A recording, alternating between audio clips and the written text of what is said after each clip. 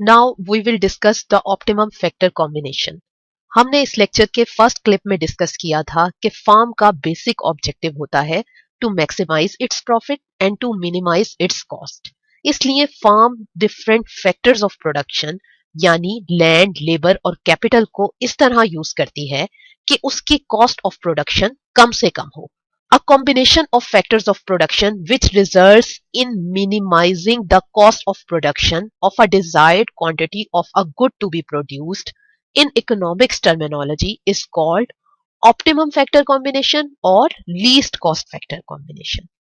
यानी हम ये डिस्कस करेंगे कि फर्म को कैसे डिफरेंट फैक्टर्स ऑफ प्रोडक्शन को कंबाइन करना चाहिए कि उसकी कॉस्ट ऑफ प्रोडक्शन मिनिमाइज हो जाए। दूसरे लफ्जों में हम वो कंडीशंस स्टडी करेंगे जो कि ऑप्टिमम या लीस्ट कॉस्ट फैक्टर कॉम्बिनेशन के लिए जरूरी होती है। ऑप्टिमम फैक्टर कॉम्बिनेशन को स्टडी करने के लिए दो अप्रोचेस हैं। First is marginal productivity theory approach and second is isocost और आइसो प्रोडक्ट का अप्रोच।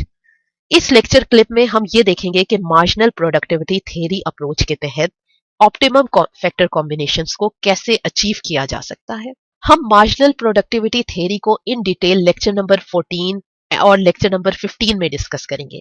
इस लेक्चर में हम सिर्फ इस थ्योरी को optimum combination of factors of production के कॉन्टेक्स्ट में डिस्कस करेंगे।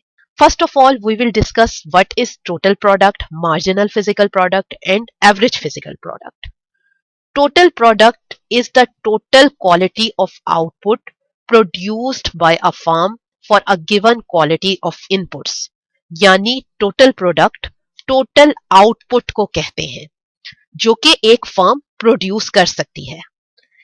एक प्रोडक्शन प्रोसेस में जब एक फर्म एक वेरिएबल फैक्टर ऑफ प्रोडक्शन के एडिशनल यूनिट्स को हायर करती है जबकि दूसरे फैक्टर ऑफ प्रोडक्शन की अमाउंट कांस्टेंट ही रखी होती है, तो वो एडिशनल प्रोडक्ट जो इसको वेरिएबल फैक्टर्स ऑफ प्रोडक्शन के एडिशनल यूनिट को अप्लाई करने से हासिल होती है उसको मार्जिनल फिजिकल प्रोडक्ट कहते हैं। यानी marginal physical product is the change in total product resulting from employing one more unit of a particular input assuming that quantities of other inputs are kept constant, whereas total product obtained with some units of a variable input divided by the units of factor is called average product।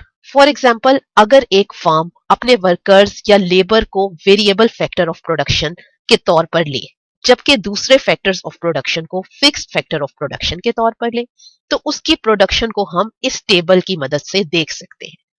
First column में हमने units of labour को लिया है जो कि firm employ कर रही है। सेकंड कॉलम में फर्म की टोटल प्रोडक्ट या टोटल आउटपुट को रिप्रेजेंट किया गया है at different units of labour. Third column में मार्जिनल फिजिकल प्रोडक्ट को लिया गया है जो कि हर लेवल पर एडिशनल आउटपुट जो फर्म गेन कर रही है due to employing an additional unit of labour को शो कर रही है। For example marginal physical product at of second unit of labour is 8 जो कि सेकेंड यूनिट की टोटल प्रोडक्ट को फर्स्ट यूनिट की टोटल प्रोडक्ट से सबट्रैक्ट करने के बाद हासिल हुई है। इसी तरह थर्ड यूनिट ऑफ लेबर की मार्जिनल प्रोडक्ट इस लेवल की टोटल प्रोडक्ट को प्रीवियस लेवल की टोटल प्रोडक्ट से सबट्रैक्ट करने से हासिल हुई है, यानी 24 minus 18 is equal to 6। Fourth column average physical product को शो कर रहा है जो कि टोटल प्रोडक्ट को यूनिट्स ऑफ लेबर से डिवाइड करने से हासिल होती है। जैसा कि फर्स्ट यूनिट ऑफ लेबर पर एवरेज फिजिकल प्रोडक्ट 10 है जो कि 10 को 1 से डिवाइड करने से हासिल हुई है, जबकि सेकेंड यूनिट ऑफ लेबर पर एवरेज फिजिकल प्रोडक्ट 9 है जो कि 18 को 2 से डिवाइड करने पर हासिल हुई है। इसी तरह थर्ड यूनिट ऑफ लेबर पर एवरेज फिजिकल प्रोडक्ट कैलकुलेट की जा सकती है जो कि 8 है। अगर मार्जिनल फिजिकल प्रोडक्ट की वैल्यू को मॉनेटरी टर्म्स में एक्सप्रेस किया जाए तो इसे मार्जिनल रेवेन्यू प्रोडक्ट या मार्जिनल नेट प्रोडक्ट कहते हैं। फॉर एग्जाम्पल अगर प्रोडक्ट की प्राइस 1 रुपी पर किलोग्राम हो तो marginal physical product her unit of labour की मार्जिनल फिजिकल प्रोडक्ट को 1 से मल्टीप्लाई करने से हासिल हो जाएगी। अब हम देखेंगे कि मार्जिनल प्रोडक्टिविटी थ्योरी के तहत ऑप्टिमम फैक्टर कॉम्बिनेशन को कैसे अचीव किया जा सकता है। हम पहले भी ये डिस्कस कर चुके हैं कि परफेक्टली कॉम्पिटिटिव मार्केट स्ट्रक्चर में forces of demand and supply prices को डिटरमिन करती हैं और कोई भी इंडिविजुअल फर्म प्राइसेस को इन्फ्लुएंस नहीं कर सकती। इसलिए फर्म इस मार्केट स्ट्रक्चर में हमेशा फैक्टर्स ऑफ प्रोडक्शन के इस कॉम्बिनेशन को अचीव करना चाहती है जिससे उनकी कॉस्ट ऑफ प्रोडक्शन मिनिमाइज हो जाए। फॉर एग्जाम्पल, अगर लेबर की प्रोडक्टिविटी ज्यादा हो या एडिशनल लेबर हायर करने से ज्यादा आउटपुट प्रोड्यूस हो तो फार्म्स लेबर की हायरिंग ज्यादा करेगी। अगर फर्म ने दो factors of production, for example labour और लैंड पर स्पेंड करना हो और फर्म को यह पता चले कि लेबर पर एडिशनल रुपीस स्पेंड करने से लेबर की मार्जिनल फिजिकल प्रोडक्ट ज्यादा होगी और लैंड पर एडिशनल रुपीस स्पेंड करने से लैंड की मार्जिनल फिजिकल प्रोडक्ट कम होगी, तो फर्म ज्यादा लेबर को ही हायर करेगी एज कंपेयर टू लैंड।